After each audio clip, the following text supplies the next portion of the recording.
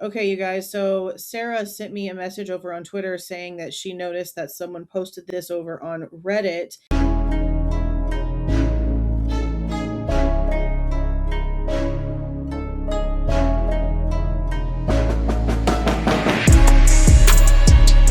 Kohberger allegedly stalked one of the victims. That's false. For anybody who had never heard that before, that question is now planted into them, unqualified representation that Mr. Kohberger stalked one of the witnesses, and that's false. We do not have evidence that the defendant had direct contact with 1122 or with residents of 1122. But we can put his phone in that area. There are many residences in that area. It's a dense population of mostly college-related occupants. Everything stated in this video is my opinion and my opinion only. And just like everything else in these cases we discuss here on this channel, everything is alleged. Someone sent in a FOIA to ISP, the Idaho State Police, for photographs from 1/5/23 when Kohberger was booked into the Latah County Jail in Moscow. The person wrote this, and then I'll show you the photos that they did put on here. It says the purpose of the ISP Forensic Services visit was to photograph Bryan for identification and conditioning purposes, likely to check for any identifying features or possible fresh/healing injuries.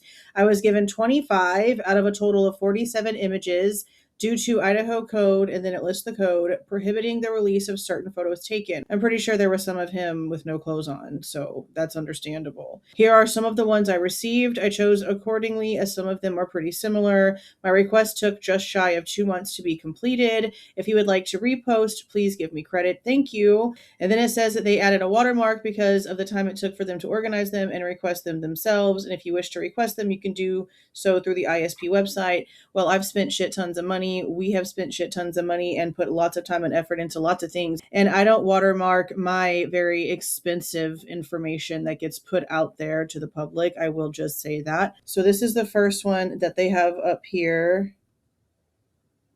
And this is the second, third. It is so nasty. But, you know, it is a jail, so I guess, okay. Look how reddish looking his hands are. You can tell he's been scrubbing the crap out of his hands, which is something that we've already seen be a situation. Yeah, this bruise right here doesn't mean too much to me because this was so long after the fact, and he was, manhandled pretty much when he was arrested. Look at how different his hands are compared to the rest of his body. He really does scrub the absolute crap out of his hands. That's definitely some sort of OCD thing. Again, we've seen it in the other photos where his hands are bright red. I wonder what's up with the fingernails, though. I wonder if this is like a vitamin deficiency. Maybe that's why he had those supplements from Amazon. And then they have the back of his legs right here. And I think this is the last one. Yeah.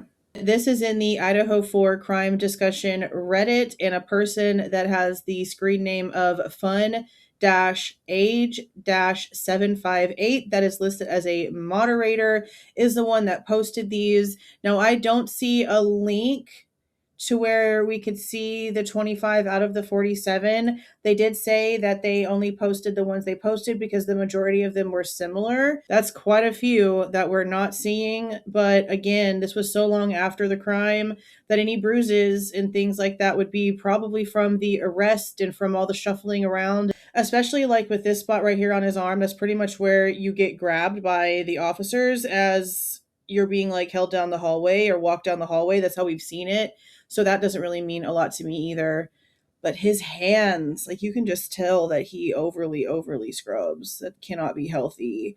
And a lot of people have also brought up the point for the glove situation, because if his hands are like that all the time, with them being super overly dry and constantly red from all the washing, it's probably better for him to just wear gloves like the isotoner type, driver type gloves that the Department of Licensing lady Peggy talked about in her interview that we went over, than to have people look at his bright ass red hands all the time. You know what I mean? Like, it's probably just easier to cover it up with some gloves. But these were interesting to see, and thank you, Sarah, for letting me know that these were on here, because I honestly avoid Reddit like the plague. Unless I'm specifically looking for something, or I'm told, hey, somebody said something crazy or whatever over here on Reddit, I stay off of Reddit. I really just do. But again, thank you, Sarah, for alerting me to these, and let me know what you guys are thinking about these down in the comments. If you like the way that I present this information and give my opinion, please don't forget to leave a like on the way out, subscribe to the channel if you have not subscribed already, and please don't forget to make sure that the notification bell is set to all so you don't miss any of my rants, reviews, reactions, updates, or deep dives. See y'all.